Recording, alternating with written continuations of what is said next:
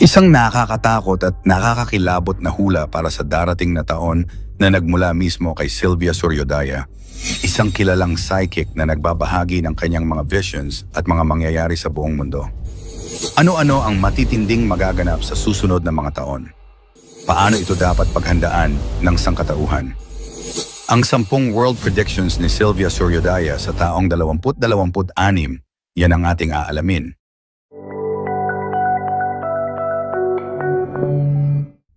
Pang-10, paglala ng mga likas na kalamidad. Sa mga visions ni Sylvia, mas titindi pa raw ang mga natural disasters sa susunod na 2 taon. Hindi lang basta lindol at bagyo, kundi sunod-sunod na events na magpapahirap sa iba't ibang bansa.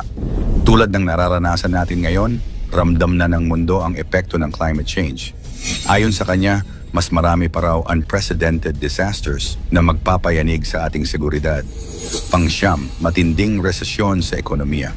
Isang malakas na pagbabago sa pandaigdigang ekonomiya ang nakita ni Sylvia. Hindi raw ito basta recession lang, kundi parang pagbabaligtad ng takbo ng kayamanan. Yung mayayaman posibleng mawalan, at yung mga bansang maliit lang ng pandaigdigang ekonomiya pwedeng biglang umangat. Isang babala ito na dapat maging handa sa matinding pagbabago sa trabaho, presyo ng bilihin at negosyo. Number 8, malawakang krisis sa teknolohiya. Huwag daw tayong magulat kung sa 2026 ay magkaroon ng malalaking cyber attacks o sistemang bumagsak. Ayon kay Sylvia, magiging malinaw na hindi lahat ng kontrolado ng tao sa teknolohiya ay ligtas. May mga bansa raw na gagamit ng hacking bilang bagong sandata. Isipin na lang natin kung paano maaapektuhan ang internet, bangko at gobyerno kapag nangyari ito. Pang-7, pagdami ng mag-aalsa at protesta sa iba't ibang bansa. Nakikita ni Sylvia na muling susugod ang mga tao sa lansangan. Mga protesta laban sa gobyerno, laban sa korupsyon, laban sa kawalan ng hustisya. Hindi lang sa isang bansa, kundi sa iba't ibang parte ng mundo. Isang senyales raw ito na ang mga tao ay ayaw ng manahimik at handang lumaban para sa pagbabago. Pang-6, pagtaas ng sakit at krisis pangkalusugan.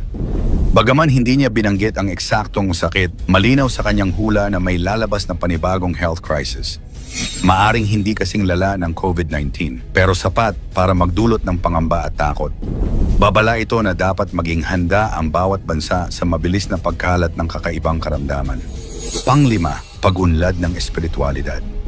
Sa kabila ng lahat ng kaguluhan, may positibong vision si Sylvia. Nakikita niya na mas maraming tao ang hahanap ng liwanag at pag-asa. Mula sa simpleng meditation hanggang sa mas malalim na pananampalataya, darami ang maghahanap ng koneksyon sa Diyos o sa mas mataas na kapangyarihan. Isang magandang balita ito na kahit may dilim, mayroong liwanag na sisikat. Pang-4, mga bagong pinuno na tataas. Nakikita rin ni Sylvia ang pag-angat ng mga bagong leader na galing sa hindi inaasahang lugar. Mga taong dati hindi kilala pero biglang magiging boses ng kanilang bayan. Posibleng mga kabataan o leader na laban sa tradisyonal na sistema. Isa raw itong indikasyon na sawa na ang mundo sa lumang estilo ng pamumuno.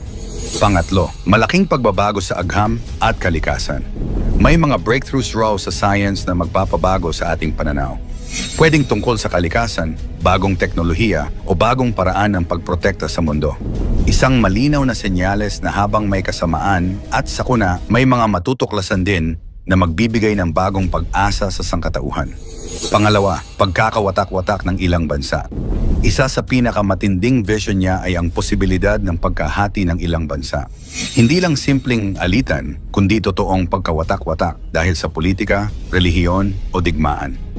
Babala ito na posibleng may mga bansang hindi na natin makikita sa parehong anyo pagdating ng taong 2026. At ang ating number 1, isang malaking pagsubok sa sangkatauhan. At ang pinakamalakas niyang hula, isang global event na susubok sa lahat ng tao. Hindi niya detalyado kung digmaan ba ito, malawakang krisis o kakaibang pangyayari, pero malinaw na ito'y magpapabago sa takbo ng buong mundo. Parang ultimate test para sa sangkatauhan, kung tayo ba ay maghihiwa-hiwalay o magtutulungan para mabuhay.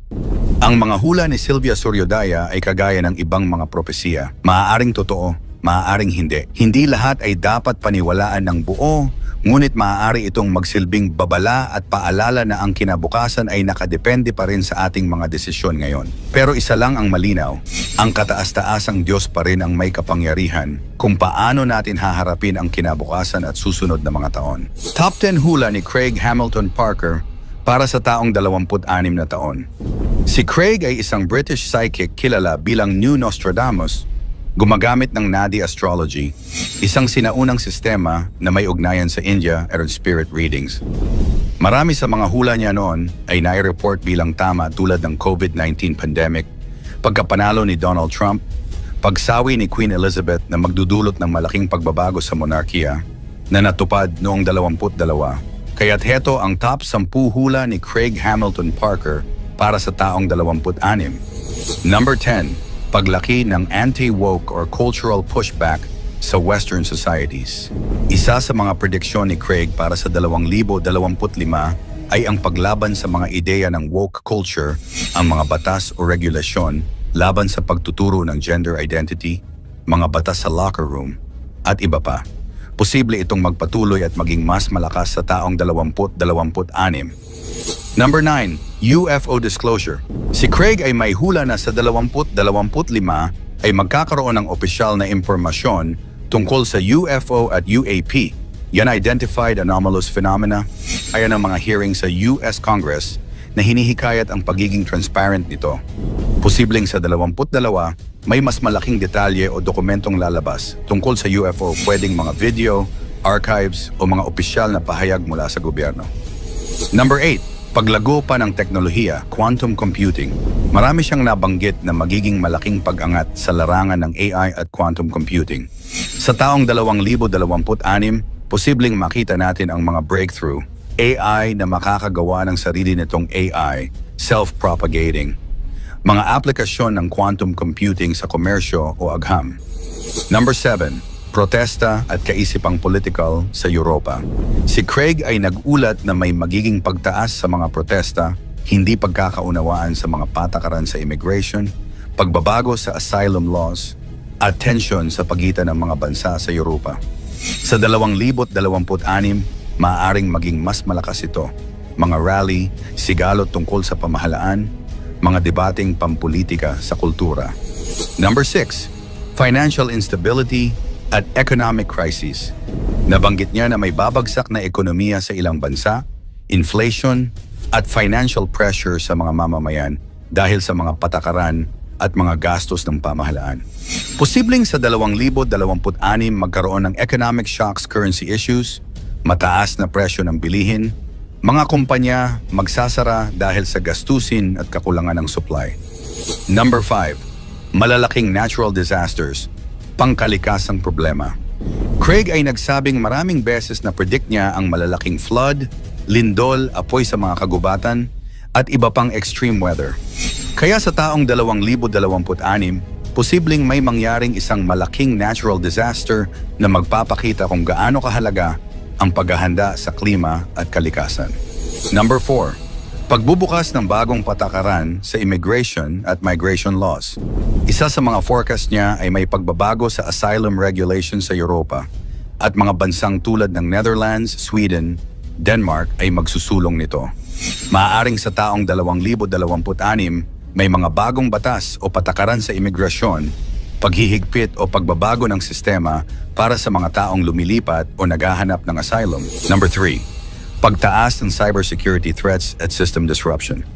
Craig ay nag-warn tungkol sa malalaking cyber attacks, hacking events, pagka-disrupt ng banking systems, at mga leaks na magdudulot ng takot sa publiko. Sa taong 2026, isa sa mga posibleng mangyari ay isang malaking cyber incident. Baka isang financial system, isang bansa, o global company ang maaapektahan. Number 2. Pagtaas ng tensyon sa mga makapangyarihang bansa. Prediction ni Craig, lumalaki ang tensyon sa pagitan ng Russia-China at pati na rin mga bansa sa gitnang silangan, Europa, and US sa usaping geopolitics. Sa taong 2026, posibleng magkaroon ng bagong alyansa, mga pagkonfronta, territorial dispute, or diplomatic strain na hindi basta lulusot sa diplomatikong paraan. Number 1, isang major global event. Ito marahil ang pinakamalawak na tema sa hula ni Craig, na may mangyayari na hindi inaasahan, malaking pangyayari na magpapakita na hindi na sapat ang lumang sistema para sa mundo. Maaaring natural disaster, pagbabago sa teknolohiya, malaking leak, blackout, AI misuse, crisis sa politika, matitinding digmaan, leadership collapse at isang pangyayaring magiging turning point para sa marami. Ano sa palagay mo? Mangyayari kaya ang mga hula na ito o isa lamang itong kwentong bunga ng malikot na imahinasyon? Ikomento mo ito sa ibaba. Huwag kalimutang i-like, i-share at mag-subscribe. Maraming salamat at God bless.